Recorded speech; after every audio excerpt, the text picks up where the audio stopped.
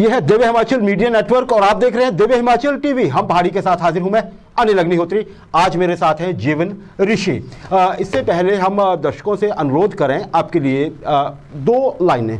दिल पागल है रोज नई नादानी करता है।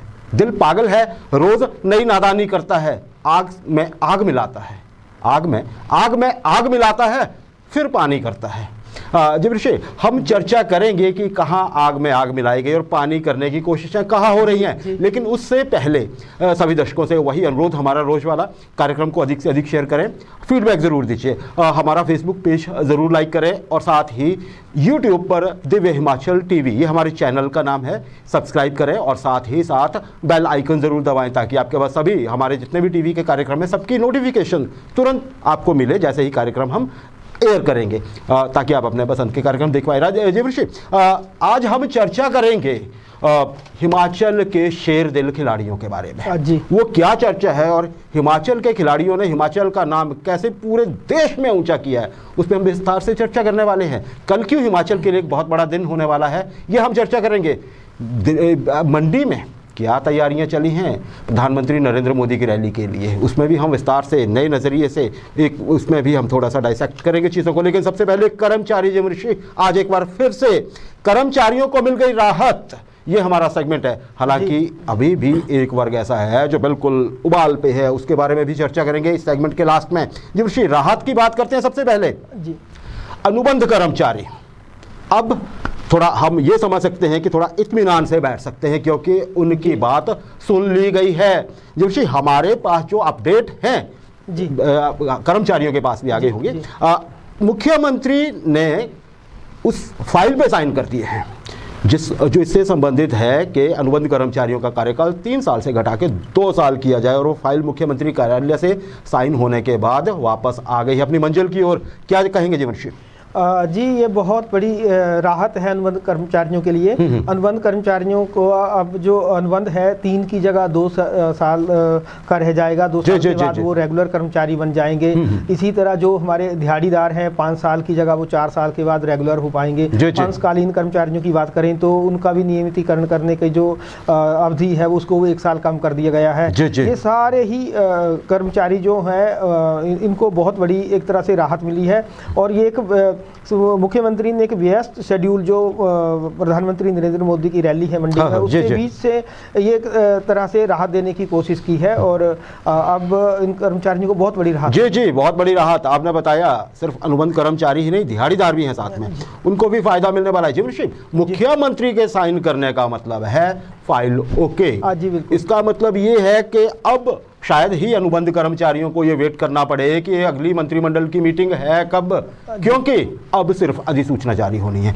जी, और ये लग रहा है कि अधिसूचना बहुत जल्दी अगले हफ्ते में, क्या 31 दिसंबर, क्या ये लग रहा है कि जैसे आज क्रिसमस की छुट्टी है, कल संडे है, मंडे को भी अधिसूचना जारी होने के आसार हैं। क्या कहेंगे आप? हालांकि प्रधानमंत्री नरेंद्र मोदी की रैली होने जा रही है, क्या कहेंगे? जी, अब जो फॉर्मेलिटीज थी वो सारी पूरी हो गई हैं। सोमवार को उम्मीद की जा रही है कि ये अधिसूचना जारी हो जाएगी और सरकार ने जब करना ही है तो सरकार भी इसको ज़्यादा सस्पेंस नहीं इस पे रख सकती और कर्मचारियों जो पूरी उम्मीद है कि सोमवार को ये अधिसूचना जारी हो जाएगी। कैबिनेट की फॉर्मेलिटी की इसमें जरूरत नहीं पड़ने वाली है। जी, कैबिनेट फॉर्मेलिटी की जरूरत नहीं क्योंकि सीएम इसको स्वयं साइन कर चुके हैं। अब देखते हैं, प्रधानमंत्री नरेंद्र मोदी की रैली है जिस दिन, उसी दिन ये खुशखबरी मिल जाए तो कोई बड़ी हैरानी की बात नहीं होगी। सरकार भी चाहेगी कि थोड़ी गुडविल उस दिन वो जरूर जुटाए। जी, ये एक और वजह भी बताई जा रही है इस फाइल के जल्दी मूव होने की, जल्दी साइन होने की और अधिसूचना जारी होने की जो उम्मीद जताई जा रही है, उसकी वजह एक और है।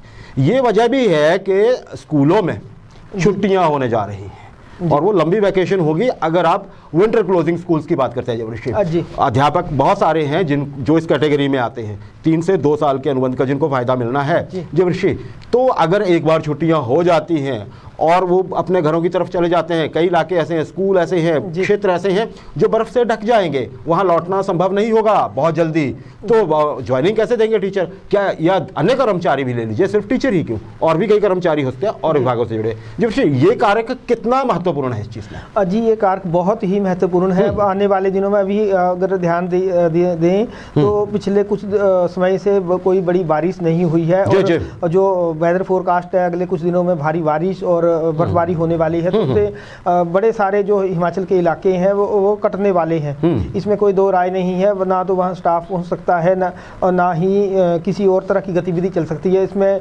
और उसके अलावा जो विंटर क्लोजिंग स्कूल है, उसमें लंबी छुट्टियों का एक बहुत लंबा स्पेल चलने वाला है।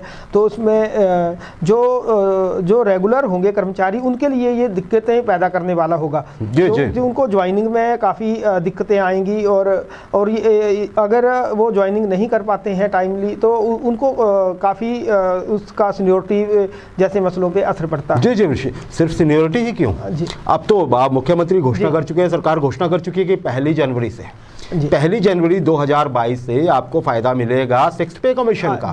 तो देखिए, एक तो ये दिक्कत हो जाएगी, जैसे आपने कहा कि सीनियोरिटी का, सही बात है, अधिसूचना आज निकल गई, कोई आज ही ज्वाइन, अगले कल ही ज्वाइन कर लेगा। अगर कोई लेट हो जाता है सीनियोरिटी, वो पीछे चला जाता है, ऑटोमेटिकली प्रोसेस ही ये है। लेकिन साथ ही साथ आर्थिक हानि भी है। जीवनश्री, ये तो बता दिया गया है कि आपको देखिए 30 सितंबर जो कट ऑफ डेट है उससे तो कर रहे हैं, लेकिन आपको वित्तीय लाभ तो आपकी ज्वाइनिंग के बाद ही मिलेंगे। हम उस सेगमेंट की ओर बढ़ते हैं। जीवनश्री, जेसीसी मीटिंग के मिनट्स जब बाहर आए थे 2-3 दिन पहले, हमने डिटेल में बताया था, दिव्य हिमाचल टीवी ने दिन भर दर्शकों के सामने और कर्मचारी मित्र जितने भी हमारे दर्शक हैं उनके सामने चीज़ें खोल के रखी थी बड़े विस्तार से, कि आपको देखिए फ़ायदा तो मिल रहा है 30 सितंबर से ही पक्का होने का, लेकिन वित्तीय लाभ तो आपको तभी मिल पाएंगे जब आपकी ज्वाइनिंग होगी रेगुलर बेसिस पे। तो जीवनश्री, अगर हम ये कहें कि अनुबंध कर्म घटाने का जो फ़ायदा देने के लिए सरकार ने जो कट ऑफ डेट रखी है डेट, इससे कर्मचारी मतलब कितना आपको लगता है खुश होंगे कि चलिए आपने 30 सितंबर तक तो पक्का कर दिया हमें वित्तीय लाभ, तो चलिए ज्वाइनिंग अब हो जाएगी, क्या कहेंगे? जी, बेसिक मांग ही कर्मचारियों की ये थी। 30 सितंबर को लेकर बड़े इमोशनल थे, माहौल जो था बड़ा भावनात्मक था। जब जेसीसी की मीटिंग होनी थी, और किसी वजह से वो रुक गया काम, फिर उनको वेट करना पड़ा, 1 महीने से ज़्यादा समय लग गया। तो उस दौरान ये एक मांग थी, और कर्मचारियों में एक बड़ा कई कन्फ्यूजन जैसी थी कि क्या उन्हें 30 सितंबर से ही ये बेनिफिट्स मिलेंगे या नहीं।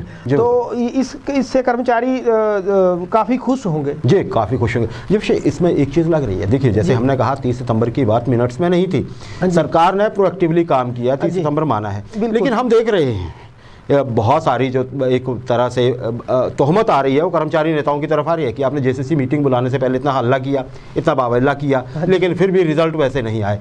अब जो ये अनुबंध कार्यकाल घटाने की बात कर रहे हैं ना जीवनश्री, इसमें भी कर्मचारी नेता आगे खड़े हो गए कि देखिए यह लाभ हम आपको दिला रहे हैं। सवाल खड़ा होता है कि फिर यही लाभ क्यों, बाकी के क्यों नहीं, क्या कहेंगे? जी बिल्कुल, सवाल तो खड़े होंगे, और जो लीडर होगा, कर्मचारियों का लीडर बनना कोई आसान काम नहीं है। अब जहाँ तक हिमाचल की बात है, ये बहुत ही बड़ा ही कांटो भरा ताज है, चाहे ठाकुर की बात हो, चाहे कोई और भी परिसंघ के नेता हो, उनके लिए ये काफी मुश्किल भरा रहता है, क्योंकि डिमांड जो है वो कम नहीं होने वाली है, ये बढ़ती है।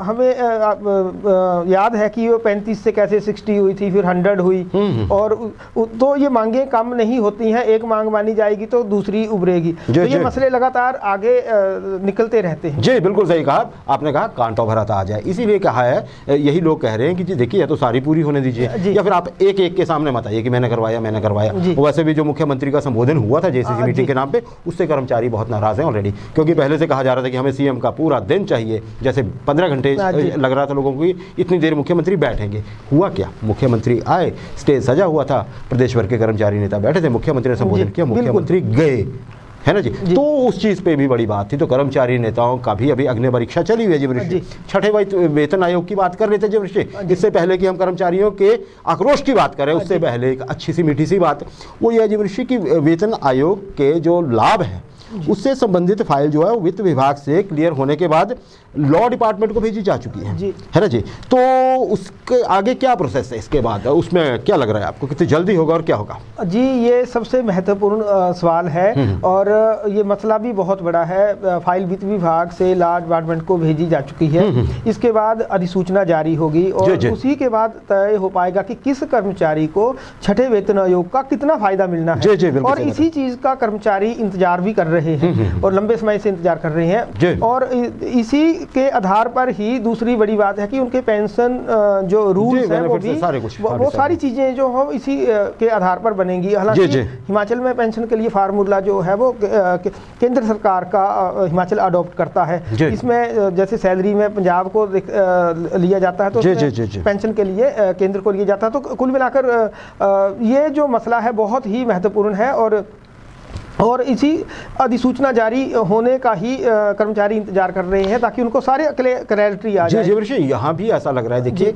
ये माना जा रहा है, एक्सपर्ट ये बता रहे हैं कि जैसे लॉ डिपार्टमेंट से फाइल वापस आती है ना, वित्त विभाग को दोबारा वापस आएगी, तो वहाँ पे भी आसार बन जाएंगे कि आप बिना मंत्रिमंडल की बैठक के मुख्यमंत्री के साइन के साथ अधिसूचना जल्द जारी कर सकते हैं। क्या ऐसा है जी बिल्कुल, और इसमें लाखों कर्मचारी इसी चीज़ का इंतजार कर रहे हैं और अभी जो माहौल बना है उससे यही लग रहा है कि ये अधिसूचना जल्दी ही जारी होने वाली है और उसी के बाद कर्मचारी जो है वो अपना गुणा भाग कर पाएंगे कि कितना बेनिफिट हुआ और कहीं नुकसान तो नहीं हो रहा। जी बिल्कुल जी, नुकसान तो इस स्टेज पे कोई भी नहीं चाहता, सरकार भी नहीं चाह रही अपना नुकसान, कर्मचारी तो बिल्कुल नहीं होने देना चाहते, जाहिर है किसी का ना हो अच्छा लगेगा सबके लिए। जी वृषि, बात कर लेते हैं आक्रोश के। एनपीएस कर्मचारी जो है, जो चाहते वो सारे कर्मचारी जो 2004 या जो भी तिथि है उसके बाद से भर्ती हुए हैं किसी भी डिपार्टमेंट में हिमाचल सरकार के, उनको जी पुरानी पेंशन की सुविधा नहीं है।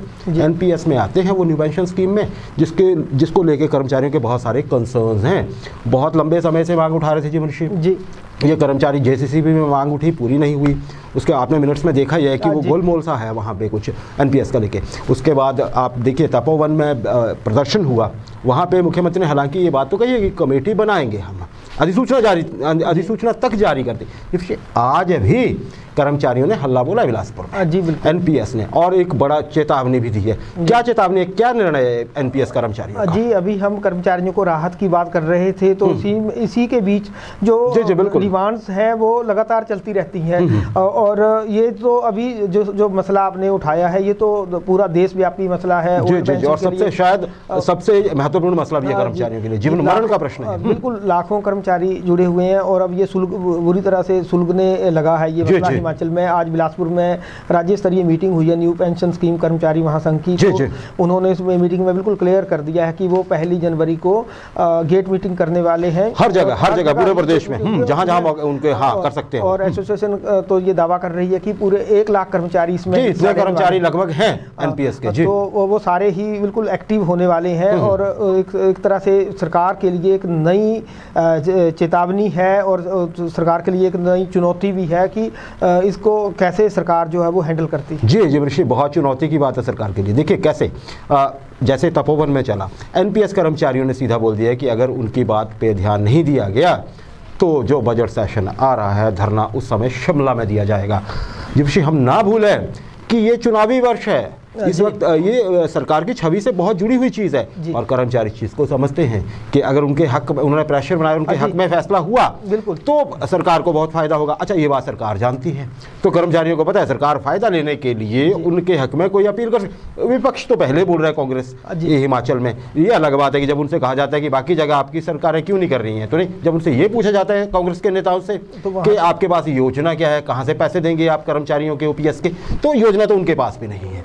अब देखते हैं कि कर्मचारी, एनपीएस कर्मचारी किस तरह से लेकिन ये पक्का है जीवनश्री की अगले चुनावों में, ये जो विधानसभा चुनाव होने वाले हैं अगले साल में, अब बस साल के कुछ ही दिन रहेंगे इसके, फिर हम यही साल बोला करेंगे, तो जीवनश्री उसमें ये कर्मचारियों का ये मुद्दा बहुत बड़ा मुद्दा होने वाला है, बहुत बड़ा चुनावी मुद्दा बनने वाला है। क्या कहेंगे जी? ये बहुत बड़ा चुनावी मुद्दा पिछले चुनावों में भी बना हुआ था और आने वाले विधानसभा चुनावों में तो मुझे लगता है कि ये सबसे बड़ा इशू बनकर उभरेगा। तो और ये देशव्यापी होता है जी बिल्कुल, ये देशव्यापी आंदोलन है, पूरे देश में इस पे सबसे ज्यादा चर्चा की जाती है ओल्ड पेंशन के लिए, और हिमाचल में भी लाखों सरकारें जितनी मर्जी कोशिश कर लें कि ये मुद्दा जो है, मैं हिमाचल से बाहर की बात कर रहा हूँ, इसको पीछे पर्दे के पीछे रखें, लेकिन सबको पता चल चुका है कि ये मुद्दा बहुत बहुत बड़ा है। यही बात कर्मचारियों को भी समझ आ चुकी है जयवर्षी, और सरकार को भी यही लग रहा है, दबाव इसीलिए बनाया जा रहा है। और इसके अलावा भी जयवर्षी, हम एनपीएस की ही क्यों, बहुत सारे कर्मचारी और भी तो अभी हैं जिनको चाहिए, पुलिस पेमेंट की बात चली हुई है, अभी आउटसोर्स कर्मचारियों की बात है, या पंप ऑपरेटर वेटर्स की बात है, चौकीदारों की बात है, हर कई सारे कर्मचारी हैं जो ये चाह रहे हैं कि उनके लिए भी कुछ न कुछ सरकार करेगी। बिल्कुल, और उम्मीदों का एक कारण ये भी है कर्मचारियों में कि हाल ही के दिनों में जिस भी एसोसिएशन ने बड़ा प्रेशर सरकार पे बनाया है, जिसने जहां पे भी उनको राहत मिली है सरकार की तरफ से, ये अलग बात है कि वो मिलती किस तरह से। अभी घोषणाओं तक की है, अधिसूचना जो जारी हुई है, सामान्य वर्ग आयोग के लिए भी अधिसूचना जारी हो गई जीवन ऋषि, और साथ ही साथ एनपीएस के लिए, ओपीएस के लिए कमेटी बनाने के लिए भी अधिसूचना जारी हुई है। हुआ आगे उससे कुछ नहीं है अभी तक, शायद यहीं से आक्रोश के जो बादल हैं वो उमड़ रहे हैं। जीवन ऋषि, हम कर्मचारियों पे चर्चा हमेशा जारी रखते हैं, अगले कल भी हम इस पे बात करेंगे, लेकिन उससे पहले आज अभी पीएम नरेंद्र मोदी मंडी आने वाले हैं, परसों उनकी रैली है जीवन ऋषि, तो हम सेगमेंट को ऐसे ले रहे हैं, पीएम के लिए मंडी मुस्तैद। जीवन ऋषि, एक ही दिन है बीच में कल का। जी बिल्कुल। परसों सरकार के, जयराम ठाकुर साहब की सरकार के 4 साल होने जा रहे हैं हिमाचल प्रदेश में। मौका बड़ा है, प्रधानमंत्री पहुंच रहे हैं, साथ ही साथ ग्राउंड ब्रेकिंग सेरेमनी है, 27,000 करोड़ के निवेश की बात की जा रही है। जीवन ऋषि, क्या तैयारियां हैं? आज तो एसपी साहब जो है वहाँ की शालिनी अग्निहोत्री जी, उन्होंने तो बाकायदा प्रेस कॉन्फ्रेंस करके तैयारी की जानकारी दी। जी बिल्कुल। क्या कहा है? प्रधानमंत्री नरेंद्र मोदी की रैली के लिए पूरा हिमाचल तैयार हो गया है। छोटी काशी यानी मंडी शहर देखते ही बन रहा है, और उसमें जो तैयारियां हैं वो बहुत अच्छी तरीके से की हैं। इसमें आज जो जानकारियां मिली हैं उसके तहत यही है कि 27 दिसंबर को सुबह 10 बजे प्रधानमंत्री पड्डल मैदान में जाएंगे, 10 बजे पहुंच जाएंगे। 1 घंटे तक वह दूसरी ग्राउंड ब्रेकिंग सेरेमनी के दौरान जो प्रदर्शनियां लगी होंगी उन्हें निहारेंगे, बाद में वो जनता को संबोधित करेंगे।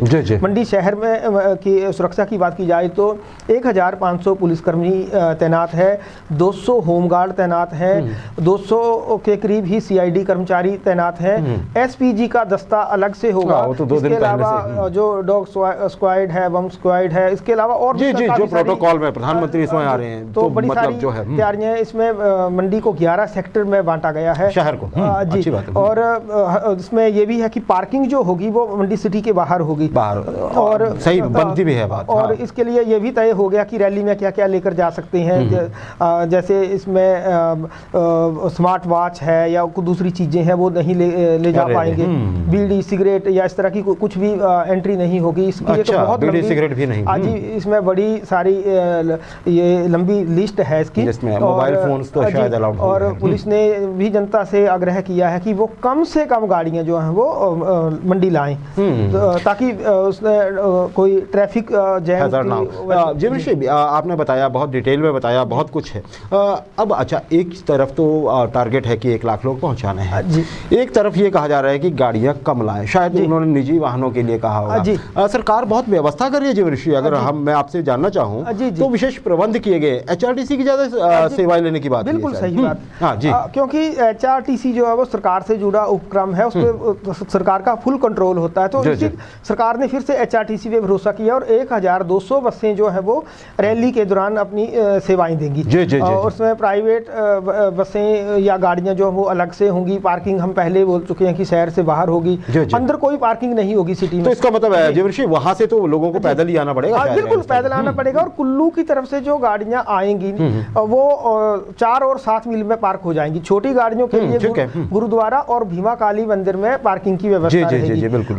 और दूसरी चीज जो हमने पहले भी चर्चा की कि रैली में पानी और बड़े बैग नहीं ले जा सकते हैं, खाने के पैकेट में, फूड पैकेट शायद वही मिलेंगे ना। हाँ जी, लेकिन वो चेक होंगे। अच्छा, कोई बिना चेकिंग के कुछ भी कोई भी नहीं ले जा सकता है। जी, लेकिन रैली के बाद शायद कहीं ये जानकारी थी कि उनको फूड पैकेट्स मिलेंगे जितने भी लोग पहुंचे होंगे ना जी, क्योंकि अब आपने बताया कि वहाँ बीड़ी सिगरेट तक नहीं ले जा सकते। जी बिल्कुल, ठंड बहुत होगी, उन लोगों के लिए देखना होगा वो कैसे मैनेज कर पाते हैं। जीवन ऋषि, इसके अलावा उम्मीद ये भी जताई जा रही है, जताई जा रही थी कि मंडी एयरपोर्ट, मुख्यमंत्री जयराम ठाकुर साहब का ये बड़ा एक सपना है, बहुत बड़े सपने जो उनके हैं उनमें से एक सबसे टॉप पे जो चीज़ें आती हैं वो एक ये भी है कि बल्ह में जो एयरपोर्ट बनाना चाहते हैं। उम्मीद ये थी कि प्रधानमंत्री इसका शिलान्यास करेंगे जी, लेकिन अब पता चला है कि शायद ऐसा नहीं हो रहा है। क्या जानकारी है? जी, ये मुख्यमंत्री जयराम ठाकुर का ड्रीम प्रोजेक्ट है, लेकिन इसमें हमेशा कई सारी अड़चनें आती हैं, और इस बार भी शिलान्यास ना होने की एक बहुत बड़ी वजह है कि प्रधानमंत्री नरेंद्र मोदी किसी भी ऐसे प्रोजेक्ट का शिलान्यास नहीं करते जिसकी तैयारी पूरी ना हुई हो।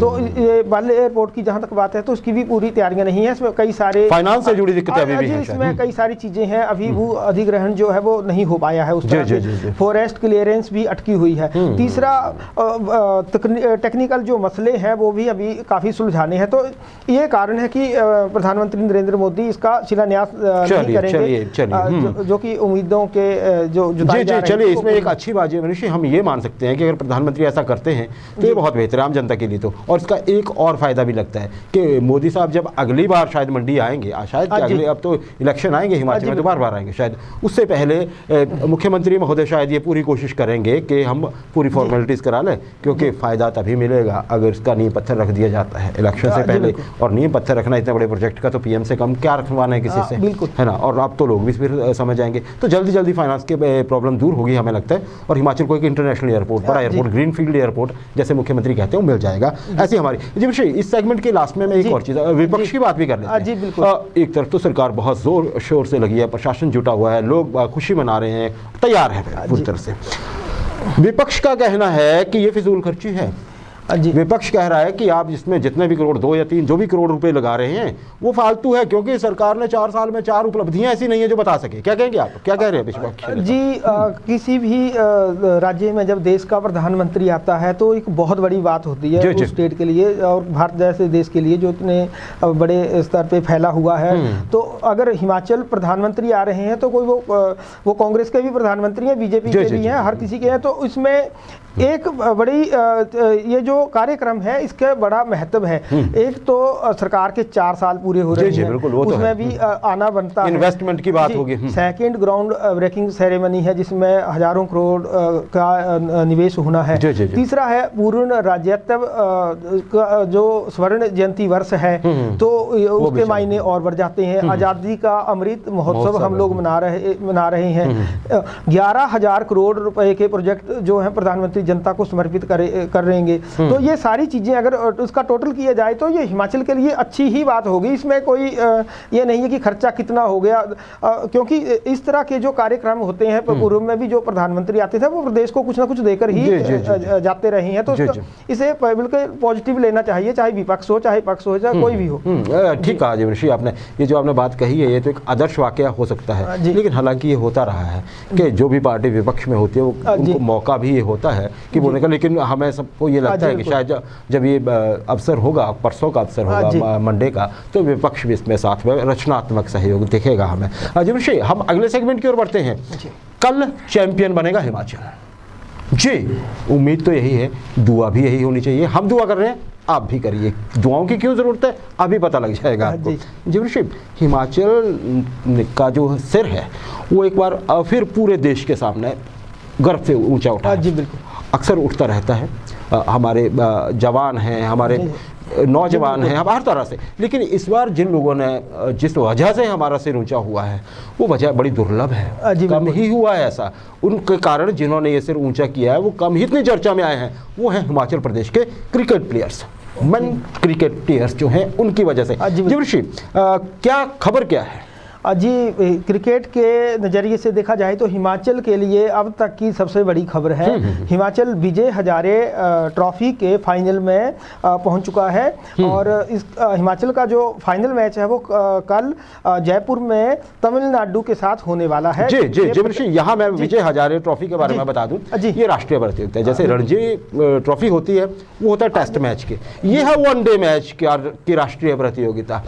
टेस्ट वाली हो गई रणजी ट्रॉफी, विजय हजारे है आपके वनडे मैच की 50 ओवर्स का जिसमें मैच होता है।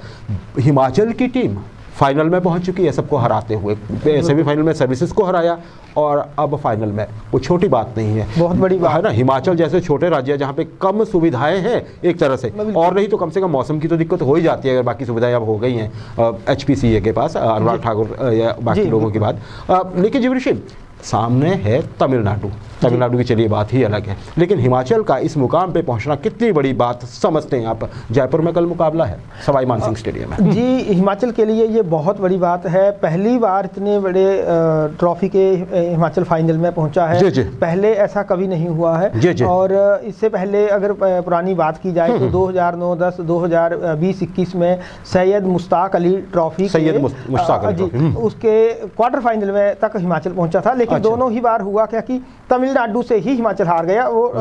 वो इसका ही T20 फॉर्मेट है, तो उसमें हिमाचल की हार हुई थी। तमिलनाडु देखिए जी मनीष, इसीलिए हमने कहा था अभी सेगमेंट के शुरू में दर्शकों से कि हम तो दुआ कर रहे हैं, आप भी करिए, हमें अपने प्लेयर्स की प्रतिभा पे तो कोई शक नहीं है जी, लेकिन सामने तमिलनाडु है। बिल्कुल तमिलनाडु है, अभी पता चल जाएगा तमिलनाडु होने का मतलब क्या है। जी मनीष, मजबूत प्रतिद्वंदी है, कितने चांस है हिमाचल के विशेषज्ञों की नज़र में कल मैच जीतने के? तमिलनाडु की स्ट्रेंथ भी आप जरा बता दीजिए जी। बतौर हिमाचली तो हम चाहेंगे कि हिमाचल ही जीते और हिमाचल के लिए हम दुआ भी करेंगे, उनको हमारी तरफ से शुभकामनाएं भी। लेकिन जो रिकॉर्ड है वो बहुत ही तमिलनाडु के पक्ष में है। तमिलनाडु की टीम जो है वो देश में की सबसे स्ट्रॉन्ग टीमों में है। अगर टॉप 2 टीम्स की बात की जाए तो कर्नाटक और तमिलनाडु के आसपास भी कोई फटकता नहीं है। और जहाँ तक प्लेयर्स की बात है तो दिनेश कार्तिक जैसा प्लेयर इनके पास कर रहा है वो इस टीम को जी। और बाबा अपराजित हैं, शाहरुख खान है, वाशिंगटन सुंदर जो कि बहुत बड़ा नाम है, तो वो उस टीम में है। बाकी विनय है, आकाश है, निखिल है, इस तरह के प्लेयर्स पे भी नजर रहेगी। तो तमिलनाडु की टीम की जहां तक बात है वो काफी स्ट्रॉन्ग है। जी जी जी वर्षी, लेकिन हम अपने दर्शकों को बता दें, देखिए हम लोग बेशक कागजों में थोड़े कम दिखते होंगे तमिलनाडु के मुकाबले, लेकिन हम कम नहीं है। सेमीफाइनल में ऋषि धवन ने जी बिल्कुल जो बॉलिंग की है और जो बैटिंग की है, ऑलराउंडर है ना वो, टीम इंडिया में खेल चुका है। शायद हिमाचल के अकेले ही एकमात्र हिमाचली है जो हिमाचल से खेलते हुए टीम इंडिया के लिए खेले। जी बिल्कुल। तो उन्होंने जो ऑलराउंड प्रदर्शन कल किया है, बाकी लोगों ने भी, तो उसमें कल चमत्कार हो भी सकता है। 83 अभी कल परसों ही आई, कल ही रिलीज हुई है ना जयवर्षी, है ना। तो उसमें देखिए आप 83 में जब इंडिया की क्रिकेट टीम ने कपिल देव, युवा थे कपिल देव, जब वर्ल्ड कप में वेस्ट इंडीज जैसे तुर्रम खां टीम को हराया था ना, किसी ने उम्मीद नहीं की थी। तो कुछ होता है चमत्कार इस बार। बिल्कुल चमत्कार की उम्मीद तो है, क्योंकि जो अभी ऋषि धवन ने पिछले मैच में जो पारी खेली है उन्होंने 84 किए हैं, उसमें 9 चौके हैं, 1 6 किया है। तो उनसे सर्विसेज के खिलाफ 4 विकेट भी लिए हैं शायद। बिल्कुल 4 विकेट लिए हैं। और उसके अलावा जो प्रशांत चोपड़ा हैं हिमाचल के, वो बहुत ही जबरदस्त फॉर्म में चले हुए हैं। वो देखिए टीम फाइनल तक पहुंचे जयवर्षी, तो एक प्लेयर नगीना है हमारे पास। जी बिल्कुल, वो नंबर 2 पे है। इसके अलावा हिमाचल के और भी काफी अच्छे प्लेयर हैं जिसमें फाइनल तक पहुंचे। ऐसा नहीं कि हम पहला दूसरा मैच खेल रहे हैं, हमने फाइनल तक का जो सफर है वो बखूबी तय किया है। जी 2-3 प्लेयर्स और हैं, विनय, आकाश, निखिल हैं। और इसका फाइनल में पहुंचने का सबसे बड़ा बेनिफिट हिमाचल को शायद ये मिलेगा कि जो सेमीफाइनल हुआ उसमें वहाँ मुख्य चयनकर्ता टीम इंडिया के चेतन शर्मा वहाँ मौजूद थे। तो इसमें जो हिमाचली खिलाड़ी हैं उनका IPL के लिए दावा तो बन गया है। देखिए IPL के लिए तो बन गया जी, होता है किसी एक आधे प्लेयर को हम वनडे टीम में भी देख लें। आखिर आपने कहा है कि ये 50 ओवर्स के जो नेशनल इवेंट है और जो फाइनल में टीम पहुंचेगी, ऐसा तो नहीं हो सकता कि उसका एक आधा प्लेयर भी ना जा पाए नेशनल टीम में। जाना चाहिए और पहले भी हुआ है। अब हिमाचल का नाम क्रिकेट में आता है, दुनिया का सबसे खूबसूरत स्टेडियम हिमाचल में है। तो हिमाचल के लोग क्रिकेट चलाते रहे हैं देश के, अभी भी चला रहे हैं और बड़ा क्रेज है हिमाचल में क्रिकेट का। ये बड़ी, इससे पहले भी संग्राम सिंह, शक्ति सिंह, राजीव नायर, बहुत सारे मनु, वो ऐसे प्लेयर रहे हैं जिन्होंने दस्तक दी है। जी जी जी, देश विदेश में खेले, क्लब क्रिकेट खेले बहुत से हिमाचल के लोग। तो जी ऋषि, यही हमारी उम्मीद है कि कल ये मैच जोरदार हो और हिमाचल को खुशखबरी भी मिल जाए शाम होते होते। ये हमारी दुआ है, बाकी लोग भी रखें। आप इस मैच को ज़रूर देखिएगा, ये लाइव भी होगा काफ़ी जगह पे, चैनल्स पे, काफ़ी जगह तो क्या है हमारे नेशनल DD स्पोर्ट्स पे तो शायद कल ये आ ही रहा है। जी ऋषि, 25 दिसंबर 2021 का दिन है आज। आज के इतिहास पे नज़र डाल लेते हैं। सबसे पहले तो जन्मदिन की बात कर लेते हैं। अटल बिहारी वाजपेयी साहब, भारत के पूर्व प्रधानमंत्री, निधन हो गया उनका 1924 में। आज ही के दिन उनका जन्म हुआ था जी ऋषि। और एक और बड़ी चीज़, बड़ी कोइंसिडेंस, जब आज हम चर्चा कर रहे थे, देखे कि आज के इतिहास में आपको क्या दिखाएं, ये तारीख बड़ी एक जी ऋषि एक नज़रिए से बहुत महत्वपूर्ण दिखी हमें। जल्दी से नज़र डाली हमने, आज ना बड़े जो पॉलिटिशियन है, बड़े बड़े नाम जो है पॉलिटिक्स में, उनका जन्मदिन है। 1924 हमने बता दिया आपको, अटल बिहारी वाजपेयी साहब का उनका जन्मदिन है। जब से 1861 में आज ही के दिन पंडित मदन मोहन मालवीय भी पैदा हुआ जी, ये 1861 में। और जब से मोहम्मद अली जिन्ना, पाकिस्तान जिन्होंने पाकिस्तान बनाया है, ऐसे कायदे आज़म कहा जाता है। 1876 में मोहम्मद अली जिन्ना का जन्म हुआ था। यही नहीं, पाकिस्तान के पूर्व प्रधानमंत्री मियां नवाज शरीफ, आजकल तो जिला वतन किया हुआ उनको, 1949 में वो भी 25 दिसंबर को ही पैदा हुए थे। देखिए दिन है ना थोड़ा, हमें बेशक पाकिस्तान के नेताओं का जिक्र करना पड़ा, लेकिन नेता तो बड़े हैं ही हैं वो अपने देश के। अच्छा जयवर्षी, अब एक और चीज़ मैं आपको बताता हूँ, आज हम जैसे क्रिसमस मना रहे हैं, बाद में देने वाले से बधाई, लेकिन यही मौका बनता है सभी दर्शकों को क्रिसमस की बहुत बहुत बधाई हो, आपके जीवन में नई खुशियाँ आएँ, हमारी ये दुआ है दिव्य हिमाचल मीडिया ग्रुप की आप सब दर्शकों के लिए। ये जो क्रिसमस होती है इसको हम मनाते हैं जीसस क्राइस्ट के जन्म के रूप में, कि आज के दिन का आज जन्मदिन है उनका, मतलब ऐसे हुआ था। लेकिन जीवनश्री देखिए अभी हम 2021 में है, मतलब 2021 साल हो गए हैं, तभी से गिनते हैं ना जी हम इसको एडी को जीवनश्री। लेकिन ऐसा नहीं था कि शुरुआत से ही इस जन्मदिन को मनाया जा रहा है, पहले जब से जीसस क्राइस्ट का जन्म हुआ है 221 सन में, ध्यान दीजिए 221 सन में आज के दिन ये फाइनल हुआ था कि जीसस क्राइस्ट का जन्म 25 दिसंबर को हुआ था। जी बिल्कुल 221 सन था वो, तब ये डिसाइड हुआ, फाइनल हुआ और मान लिया गया कि जीसस क्राइस्ट को आज के दिन 25 दिसंबर को पैदा हुए 221 साल हो गए हैं जी, उससे पहले नहीं। और उसके बाद भी थोड़ा समय लगा था इस क्रिसमस को 25 दिसंबर को मनाने का, हर साल मनाने का। अच्छा जीवनश्री तय किसने किया था ये जी? एक थे जीवनश्री, ये इनका नाम था सेक्सटस जूलियस अफ्रीकैनस। अब ये साहब कौन थे जी? ये पहले ऐसे क्रिश्चियन इतिहासकार थे जिन्होंने क्रोनोलॉजिकली जी उन्होंने बहुत खोज की, पूरे एशिया में घूमे वो, क्योंकि एशिया के हिस्से थे वो, यरूशलेम और सारे वो यूरोप में घूमे, हर कहीं घूमे जी। उन्होंने बाइबल को लिया, होली बाइबल को लिया, बाकी जितनी भी किताबें थी, किस्से थे, कहानी थी, सब लिए उन्होंने जी। और फिर क्रोनोलॉजी में उसको बैठ गए, उन्होंने पूरी उम्र लगाई, उन्होंने एक एक घटना को तस्दीक किया, एक एक जगह गए वो जाके, फिर फाइनली जो उन्होंने चीज़ें रखी सामने, वो ऐसे नहीं कि किसी ने ब्लाइंडली मानी, उन्होंने प्रूफ दिए। जो वहाँ पे बड़े बड़े विद्वान थे उन्होंने माना कि बिल्कुल सही है। 221 साल बाद तब ये बात मानी गई कि जीसस क्राइस्ट 25 दिसंबर को, अच्छा ये खुद 180 ईस्वी को पैदा हुए थे जीवनश्री जी। ये जो मैं बता रहा हूँ आपको फिर से नाम बता देता हूँ मैं, देखिए थोड़ा मुश्किल है क्योंकि ये थोड़ा सा लैटिनिश नाम है, सेक्सटस जूलियस अफ्रीकैनस।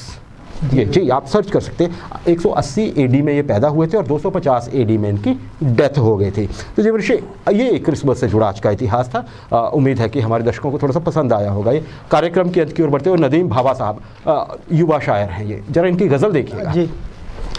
तमाम उम्र जले और रोशनी नहीं की, तमाम उम्र जले और रोशनी नहीं की, ये ज़िंदगी है तो फिर हमने ज़िंदगी नहीं की, ये ज़िंदगी है तो फिर हमने ज़िंदगी नहीं की।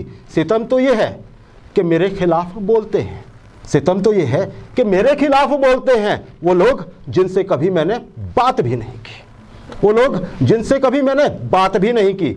जो दिल में आता गया सिद्दक़े दिल से लिखता गया, जो दिल में आता गया सिद्दक़े दिल से लिखता गया। दुआएं मांगी हैं मैंने, दुआएं मांगी हैं मैंने तो शायरी नहीं की, दुआएं मांगी है मैंने तो शायरी नहीं की। बस इतना है कि मेरा वक्त ढल गया और फिर, बस इतना है कि मेरा वक्त ढल गया और फिर मेरे चिराग ने भी मुझ पे रोशनी नहीं की। मेरी सिपाह से दुनिया लरजने लगती है, मेरी सिपाह से दुनिया लरजने लगती है, मगर तुम्हारी तो मैंने बराबरी नहीं की, मगर तुम्हारी तो मैंने बराबरी नहीं की। कुछ इसलिए भी अकेला सा हो गया हूँ नदीम, कुछ इसलिए भी अकेला सा हो गया हूं नदीम। सभी को दोस्त बनाया है दुश्मनी नहीं की जी, सभी को दोस्त बनाया है दुश्मनी नहीं की। नदीम साहब की गज़ल जीवनश्री। हाँ जी आप कहें तो अब दर्शकों से इजाज़त ले लें। देखिए थोड़ी देर में हमारा मुख्य न्यूज़ बुलेटिन आने वाला है, उसे ज़रूर सुनिएगा। और 9 बजे हिमाचल की बात राजेश मल्होत्रा साहब हमारे राज्य ब्यूरो चीफ है, उनके साथ आएगी, उसमें ज़रूर देखिएगा। आपके प्रश्नों के भी उत्तर दिए जाते, दिन भर की घटना की आपको बिल्कुल सही और सटीक सूचना दी जाती है। कल आपसे हम पहाड़ी में इसी मंच पर फिर मुलाकात होगी, तब तक इजाज़त दीजिए, नमस्कार।